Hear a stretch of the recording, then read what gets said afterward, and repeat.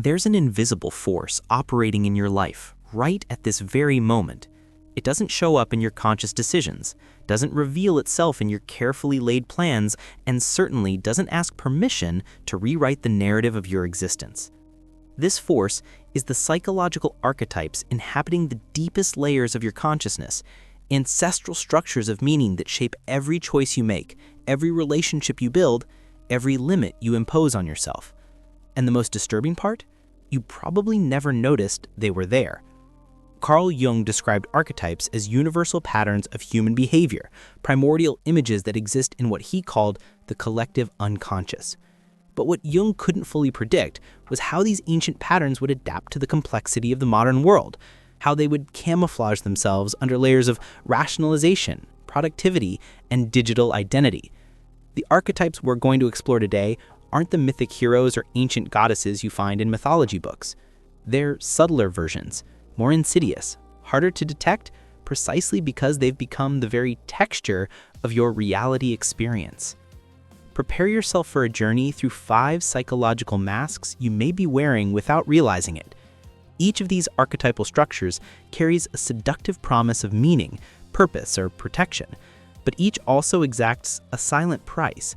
The question that will remain at the end isn't whether you're being influenced by these patterns, but rather which one is writing the script of your life while you think you're in control. The first archetype that governs secret realities is what I call the Invisible Martyr, and it may be stealing your life while you believe you're sacrificing it for something greater. Have you ever known someone who seems to find meaning only through suffering? That person who can't simply be okay? Who needs something to always be wrong, some sacrifice always being made, some invisible cross being carried? Maybe you're thinking of someone close to you. Or perhaps, if you're brutally honest with yourself, you're recognizing a familiar pattern echoing inside you. The Invisible Martyr operates through a devastating psychological equation. Personal worth equals amount of suffering endured. This archetypal structure convinces you that your meaning in the world is directly related to how much you sacrifice, how much you put others' needs before your own, how much you can tolerate without breaking. It's an identity built on pain as existential currency. What makes this archetype particularly dangerous is that it disguises itself as virtue. Our culture glorifies sacrifice, celebrates those who give their all, admires those who work themselves to exhaustion. The Invisible Martyr feeds on these cultural narratives, transforming what should be compassionate care into a mechanism of slow self-destruction. You cancel your own needs repeatedly, not because it's genuinely necessary, but because each cancellation reinforces the story you tell about who you are. Someone who matters because they suffer. Someone who is good because they sacrifice. But here's the truth the martyr never wants you to discover. Sacrifice without conscious choice isn't virtue. It's imprisonment. An identity built on suffering isn't authenticity. It's a psychological prison where you're simultaneously the prisoner and the jailer. The martyr needs you to keep believing that your value is in your capacity to annul yourself, because the moment you question that equation, the entire structure begins to crumble. Recognizing the Invisible Martyr operating in you requires brutal honesty. Ask yourself, when was the last time you put your needs first without guilt? When was the last time you said no without feeling obligated to justify exhaustively? How many times have you caught yourself thinking, nobody understands how much I do? Or, if I don't do it, nobody else will. These aren't simply casual complaints, they're symptoms of a deep archetypal pattern that's using your life as fuel to maintain an identity you never questioned whether you actually want to carry. And that brings us to the second archetype, equally devastating in its subtlety, the ghost of the past. If the martyr steals your present through sacrifice, the ghost steals your future through nostalgia and unprocessed trauma. The ghost is the archetype of someone who never really arrived in the now, physically present but psychologically inhabiting a moment that no longer exists, except in memory. This pattern manifests in 2 main forms, through idealized nostalgia or through trauma frozen in time. In both cases, the result is the same, a fundamental inability to fully inhabit the present moment because your vital energy is trapped in a past you keep reliving or mentally rewriting. The nostalgic version of the ghost is the one that constantly refers to how things used to be. Past relationships always seem better than current ones. Previous versions of yourself were more authentic, happier, more alive. There is a deep conviction that the best has already passed, that you've had your chance and now you're just navigating through the wreckage of what could have been. This form of ghost transforms the past into a lost promised land, a psychological Eden you can never return to but also never stop longing for. The traumatic version is even more paralyzing. Here, the ghost doesn't idealize the past, it compulsively relives it. Every new relationship is measured against the old betrayal. Every opportunity is evaluated through the filter of previous failure. Every moment of vulnerability triggers the alarms of a wound that was never allowed to heal because the entire identity was built around it. Trauma becomes not just something that happened to you, but who you are, the lens through which all reality is interpreted. What both versions share is an unconscious refusal to be completely available for what's happening now. And this refusal exacts an extraordinary price. Relationships suffer because you're never really present in them. Opportunities pass unnoticed because you're looking backward. Life happens while you're busy mentally rewriting chapters that have already concluded. The ghost ensures you experience life always through a layer of separation, always comparing, always measuring the now against a then that has gained mythical proportions in your memory. Liberation from the ghost doesn't come through denying the past or pretending previous experiences don't matter. It comes through integrating these experiences in a way that they inform your present without dominating it. It comes through recognizing that the person you were, the things that happened, are part of your story, but aren't the totality of your identity. The past is a place you visited, not where you live. But what if the problem isn't living in the past, but rather continuously creating chaos in the present?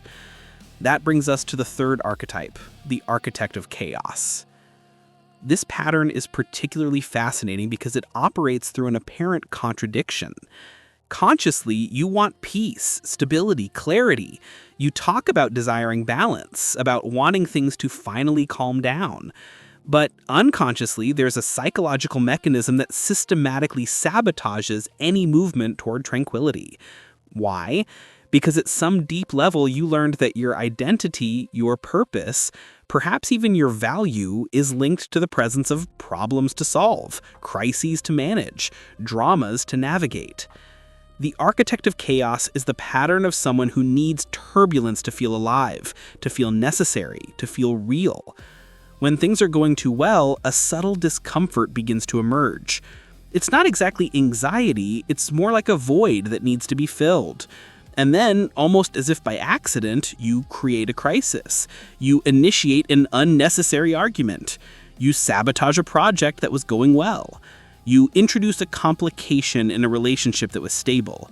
It's not conscious malice, it's a deep archetypal impulse that equates movement with progress, turbulence with life, problem with purpose. This archetype often develops in environments where crisis was the norm during formative years. Children raised in chaotic homes learn that emotional intensity equals connection, that drama equals attention, that problems are what makes you relevant. These lessons become neural patterns, archetypal structures that continue operating decades later, long after the original environment has disappeared. The brain, trained to expect chaos, begins to feel uncomfortable in its absence. And then, to resolve this discomfort, you unconsciously recreate the familiar conditions.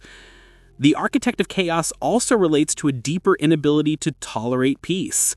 Peace requires presence. It requires you to be with yourself without distraction. And if you've built your entire identity around always dealing with something, then peace doesn't feel like tranquility. It feels like abandonment. It feels like irrelevance. It feels like death of the identity you know. So you create one more problem, one more crisis, one more drama, not because you're self-destructive by nature, but because chaos has become the environment where you know who you are. Recognizing this pattern is painful because it means admitting you may be complicit in creating the very problems you complain about. It means confronting the possibility that part of you doesn't want things to resolve, because then you'd have to answer the terrible question, who am I when I'm not in crisis? The fourth archetype offers a false answer to that question. It's what I call the broken mirror, and it represents one of the most common forms of self-loss in modern society.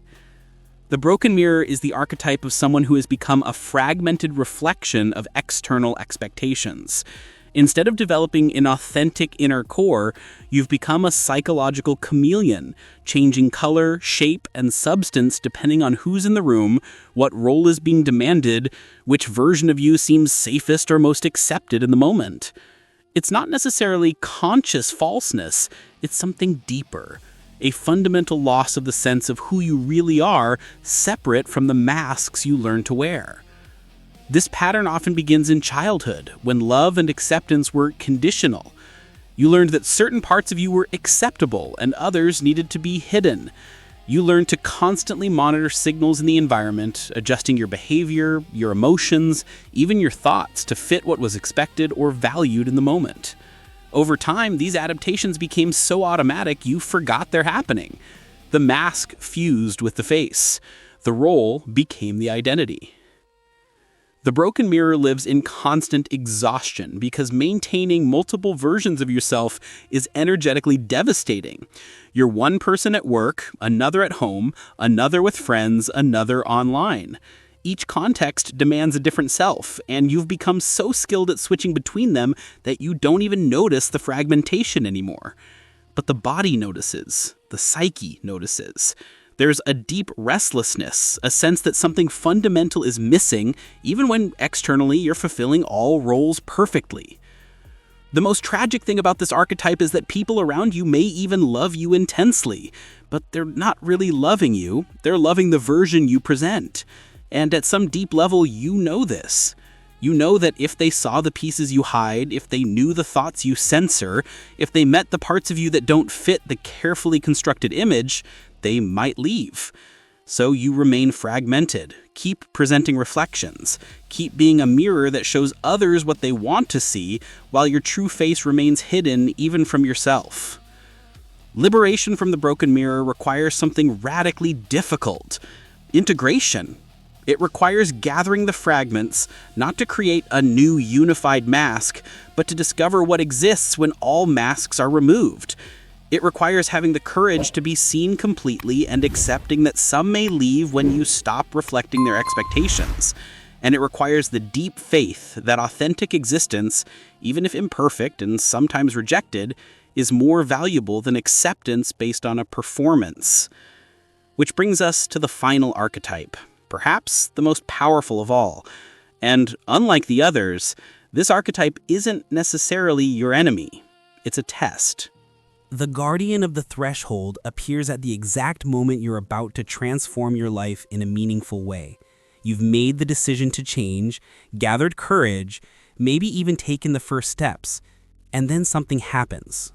A sudden crisis, an overwhelming doubt, a fear that seems to come from nowhere but is so intense that paralyzes you completely.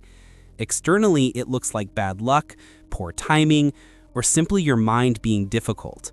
But archetypically, it's the guardian doing its job, testing whether you're truly ready to cross to the next level of your existence.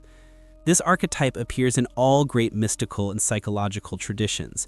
It's the dragon guarding the treasure. It's the final test before initiation.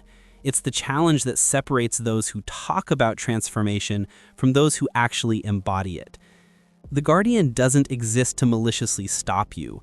It exists to ensure that when you cross the threshold, you do so with complete awareness, total commitment, and the strength necessary to inhabit the new territory you're about to enter. The guardian manifests through your deepest fears.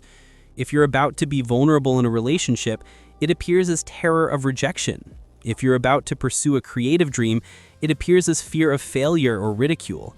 If you're about to leave a toxic but familiar situation, it appears as fear of the unknown. It knows exactly which button to press because it's not external to you, it's a part of you, the part that was trained to keep you safe through limitation. Here's what most people don't understand about the guardian. You don't defeat it through brute force or positive thinking. You move through it through recognition and dialogue. The guardian appears because there's a part of you that isn't yet integrated with the decision to change. There's an aspect of your being that's still attached to the known, still values safety over growth, still believes that staying small is safer than expanding. And that part deserves to be heard, not silenced. The mistake many people make is treating the guardian as an enemy to be destroyed or ignored. They try to push through it with affirmations, suppress it with willpower, or avoid it through distraction. But the guardian doesn't go away when ignored. It simply becomes stronger, more insistent, more creative in finding ways to stop you. The only way to truly pass the guardian is to acknowledge its presence, understand its message, and then make the conscious choice to cross the threshold anyway. When you do this, something remarkable happens. The guardian doesn't disappear completely, but it transforms. It becomes not an obstacle, but an ally. A reminder of the seriousness of what you're doing, a marker that indicates you're on the right path precisely because it's difficult. Because real transformation always requires you to pass through a guarded threshold. It always requires you to prove to yourself that you're ready. Now, as these words echo in your consciousness, you may be wondering, which of these archetypes is operating in me? The honest answer is probably more than one. These patterns aren't mutually exclusive. They interweave, overlap, create complex networks of unconscious behavior that shape your reality in ways you rarely fully perceive. The martyr may be convincing you that your value is in your suffering. The ghost may be keeping you trapped in a past you keep reliving. The architect of chaos may be sabotaging your peace because you equate turbulence with life. The broken mirror may have fragmented you into so many versions you've forgotten which is real. And the guardian is there, waiting at the threshold between who you are and who you could become, testing whether you're truly ready for the transformation you say you desire. The question isn't whether these archetypes are present. They are. The question is, what are you going to do now that you can see them? Because awareness is the first step, but it's not enough. Intellectual knowledge of these patterns doesn't automatically dissolve them. You can perfectly understand how the martyr operates and still find yourself sacrificing your needs tomorrow. You can recognize the ghost and still catch yourself lost in nostalgia next week. Real transformation requires more than insight. It requires deliberate practice of new patterns. It requires you to take these unconscious structures and make them conscious repeatedly until new neural pathways are formed. It requires you to forgive yourself for the countless times you'll relapse into old archetypes because neuroplastic change is a process, not an event. And it requires community. People who can reflect back to you when you're being captured by a pattern you can't yet see. The 5 archetypes we explored today are just the surface of a much deeper ocean. The human unconscious contains infinite structures of meaning, ancestral patterns that were transmitted not just through culture, but through the very structure of your nervous system. Jung was right when he said that until you make the unconscious conscious, it will direct your life and you will call it fate. But he also gave us the key to liberation.